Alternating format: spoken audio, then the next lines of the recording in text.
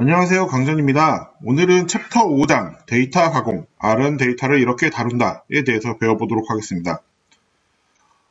데이터 분석할 때 가장 중요한 것이 데이터 가공일 텐데요. 왜냐하면 데이터 가공을 어떻게 하느냐에 따라서 데이터를 나중에 분석해서 추출할 때까지 퀄리티가 좌우된다고 생각하시면 돼요.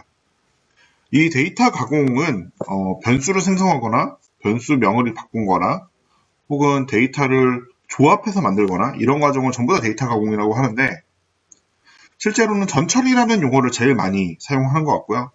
그 다음에 데이터 핸들링이라는 용어도 사용하는 경우가 있습니다. 그리고 실제로 업무를 하다 보면 대부분이 데이터 가공, 전처리에 대해서 얼만큼 공을 들이냐에 따라 이게 좌지우지가 되는 것 같은데요. 실제 배워보도록 하겠습니다. 데이터 가공에 필요한 것들을 한번 보겠습니다. 첫 번째, 데이터 분석의 기초 연산자입니다. 연산자는 저희가 알고 있는 사칙 연산, 그리고 그 외에 다른 몫을 구한다거나 나머지를 한다거나 제곱을 한다거나 이런 것들도 있고, 그런 것들은 당연히 산술 연산자겠죠. 그 외에 논리 연산자도 있습니다. 여기 한번 예시를 보시면 사칙 연산은 저희가 실제 코드를 진행하지 않고 간단히 확인만 하겠습니다. 여기 1 더하기 2 같은 경우는 당연히 3이죠. 근데 별도의 변수명을 저장하거나 변수의 숫자를 넣지 않아도 바로 연산이 돼요. 빼기도 마찬가지, 곱하기도 마찬가지. 근데 곱하기는 X로 표시하지 않고 숫자키 8 위에 있는 아스타리스크라고 하는데, 저 8번 위에 있는 거를 컴퓨터에서는 곱하기로 인식을 합니다. 그리고 나누기 같은 경우는 저희가 분수 형태로 사용하는 걸로 생각하시면 되는데, Shift 키 옆에 있는 물음표에 있는 슬래시라고 하는데 슬래시를 생각하시면 돼요. 그리고 당연히 마이너스 연산도 가능하니까 지금 마이너스 1 더하기 3이면 당연히 2죠. 네, 이런 연산도 가능합니다. 몫을 구할 때는 퍼센트 나누기 퍼센트라는 약속이 되어 있는 저 형태를 사용합니다. 그래서 20에서 7을 나눠서 몫을 구한다면 2겠죠. 그리고 20에서 7을 나누면 그럴 때는 퍼센트를 사용하는데, 저런 경우에는 6이 되겠죠. 나머지니까. 몫은 당연히 2고요. 7 곱하기 2 하면 14니까 6개가 모질라죠. 네. 6개가 남죠.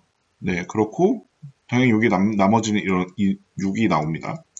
그리고 제곱 같은 경우는 두 가지 방식으로 사용하는데, 가장 큰 방식은 요 꺽쇠를 사용합니다. 이거는 숫자키 6에 있어요. 숫자키 6에 Shift를 눌러서 누르시면 저러면 다 제곱이다. 6의 제곱이면 36이죠. 66, 36이니까.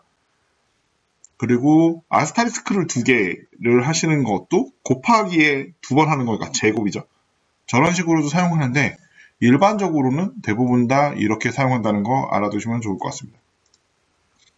그리고 저희가 이 앞에서 배웠던 산술연산 외에도 비교연산과 논리연산이라는 게 있는데요. 비교연산은 저희가 흔히 해본 거예요. 비교연산자는 당연히 비교를 해서 그게 맞는지 틀리는지를 가져오는 거고, 논리연산자는 이제 논리적으로 맞냐 틀리냐를 비교를 하는 건데, 보시면 비교연산자는 당연히 크다 작다, 그리고 크거나 작다, 작거나 같다, 같다 같지 않다 이런 것들이 있는데, 당연히 5는 3보다 크다 니까 true가 되겠죠. 그리고 5는 6보다 크거나 같다, 당연히 false죠. false예요. 왜냐면 5가 크지 않고 6이 크죠. 근데 이거는 약속이기 때문에 반대로 하시면 안 돼요. 이 꺽쇠가 이쪽에 가 있으면 화살표 형태로 이 오른쪽에 있으면 안 되거든요. 이거는 꼭 알고 계셔야 되고, 마찬가지로 5가 6보다 작거나 같다는 당연히 true겠죠. 여기서 좀 알아두셔야 될 것은 같다와 같지 않다가 조금 차이가 있는데, 같다는 는을 2개를 씁니다. 는을 하나 쓰면 그거는 대입연산자라고 해서 이제 실제로 그 값과 이 값에 특정 변수에 이 값을 넣는다의 형태로 사용하기 때문에 는을 2개를 써야 같다라는 비교를 하는 거고요. 그 다음에 같지 않다는 느낌표를 쓰는데, 느낌표가 부정의 의미가 있어요. 그래서 컴퓨터에서 느낌표 는은 같지 않다라고 이제 저희가 약속해서 사용하고 있습니다. 그래서 O 넣는 O는 당연히 true고요. O 느낌표 넣은 O는 당연히 false입니다. 그리고 이와 비슷하게 논리연산자가 있는데 논리연산자는 and or거든요. 그래서 and or는 and는 ampersand는 7 위에 있어요. 그 다음에 or는 bar라고 하는데 bar는 그 돈 표시 위에 있습니다. 돈 표시 위에 있으니까 헷갈리지 않도록 사용하시면 될 것 같아요. 이거 실제 실습을 해볼까요? 네, 제가 입력을 해놨는데 x에는 1부터 3까지의 값을 저장을 하고요. 그 다음에 y에는 3부터 1까지의 값을 저장을 해요. 그러면 x는 0보다 클까요? 당연히 1, 2, 3이니까 크겠죠. 그 다음에 y는 0보다 1보다 클까요? 이걸 true, false를 보는데 여기서 중요한 건 and예요.